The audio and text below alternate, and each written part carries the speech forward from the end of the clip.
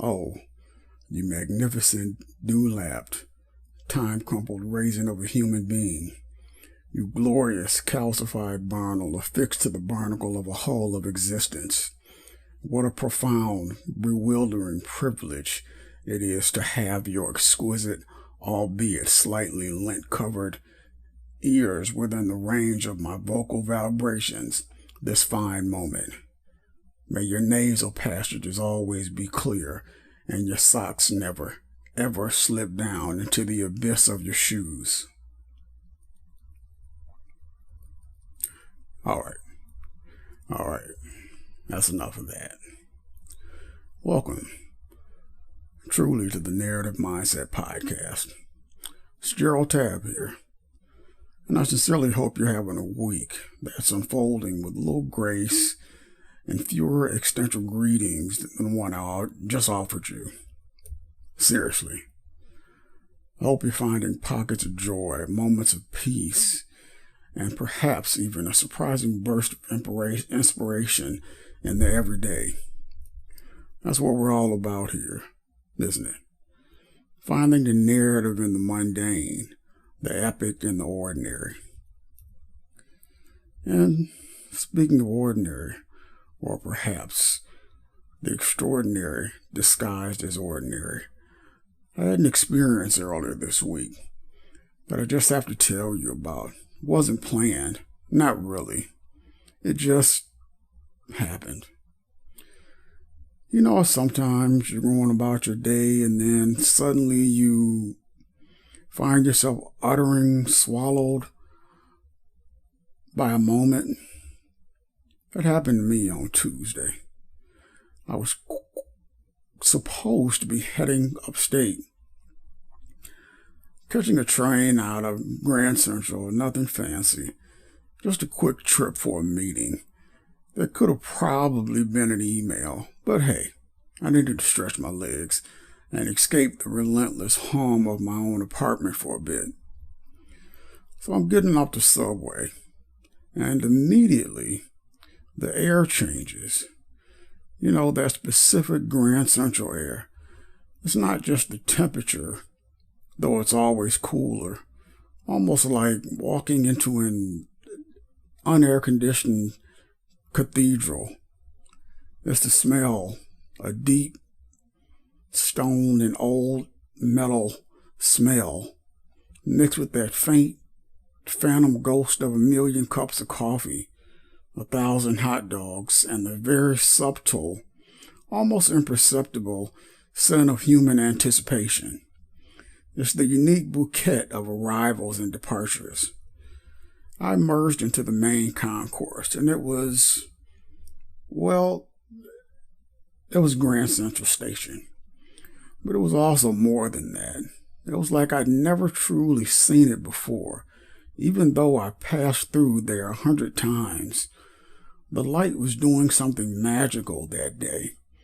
You know, those huge arched windows? The sun was hitting them just right, slicing through the dusty air in thick, visible beams. And in those beams, you could literally watch the dust motes dance. Little tiny galaxies swirling in the golden light made the whole enormous space feel not smaller, but somehow more intimate, like a secret was being revealed.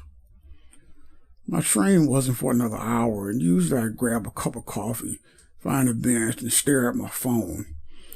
But something happened to me. Maybe it was a light. Maybe it was the sheer, overwhelming sound of peace. It's not just noise, it's a symphony. There's the constant low murmur of thousands of conversations, like a giant collective hum. Then you get the sharp crack of an announcement over the loudspeaker, always slightly distorted like a god speaking through a tin can, followed by that strange, almost mechanical echo.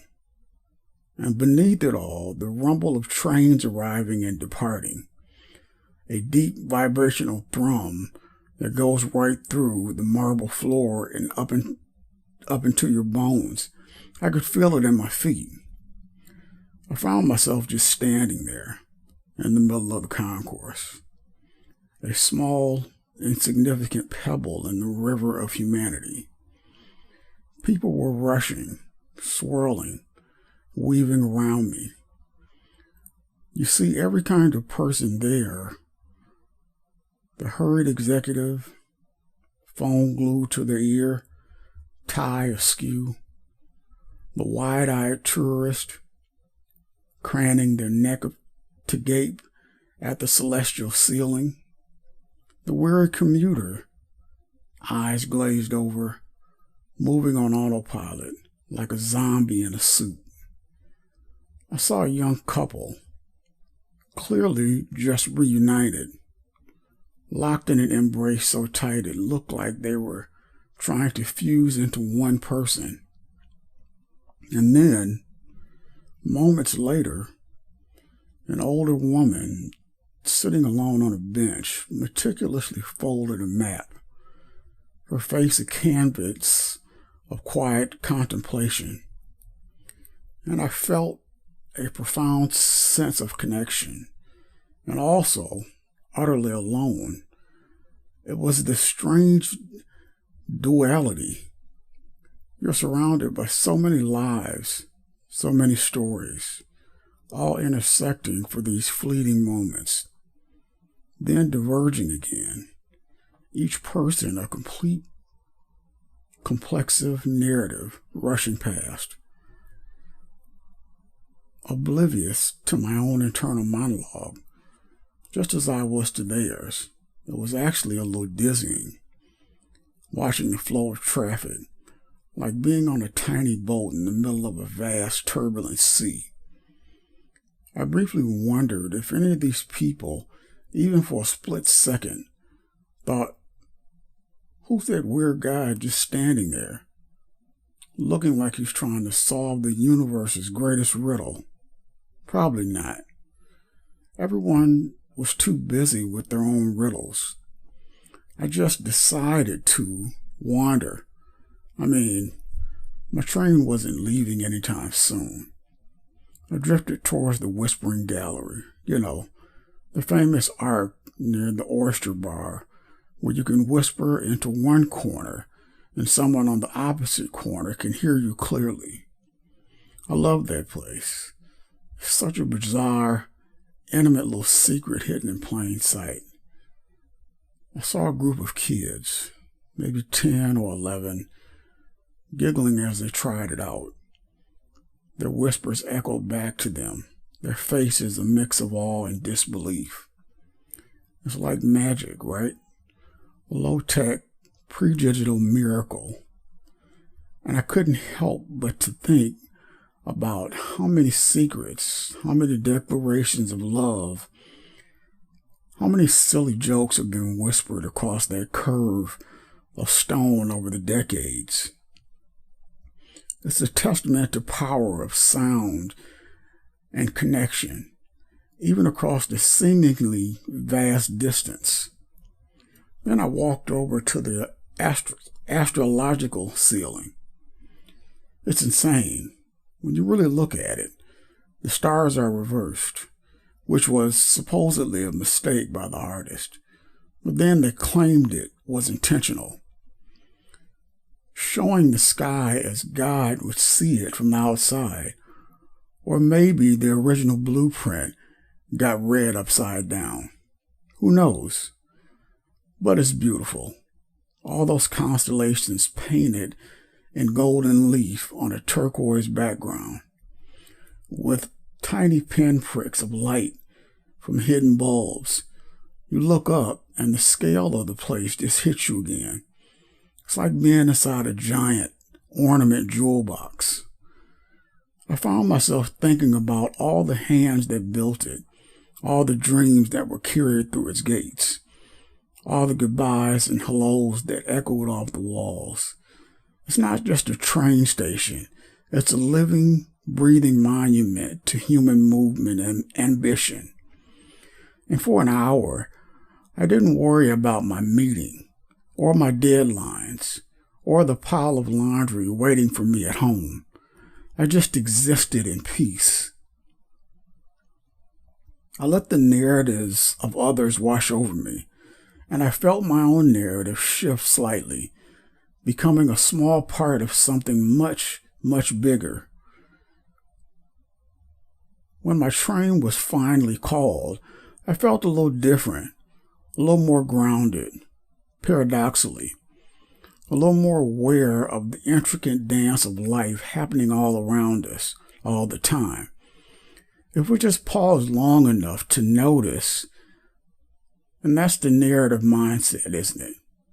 It's not just about telling stories, it's about seeing them.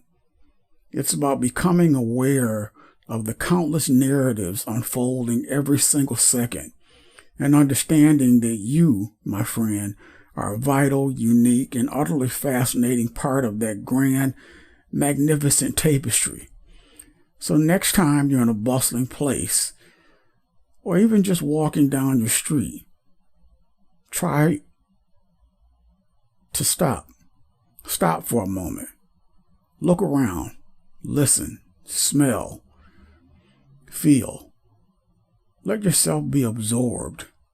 You might just find a story that changes your own.